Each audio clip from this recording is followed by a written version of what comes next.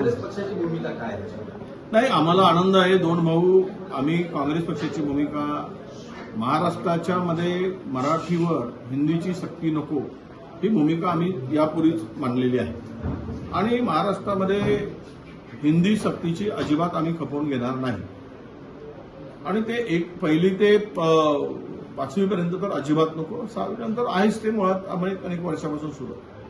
आता राहिला विषय दोन भाऊ एकत्र येऊन ह्या विषयाला घेऊन एकत्र येऊन मोर्चा काढत असतील तर आमची भूमिका अशी आहे की दोन्ही भावांचं आम्हाला कुठल्याही बॅनरशिवाय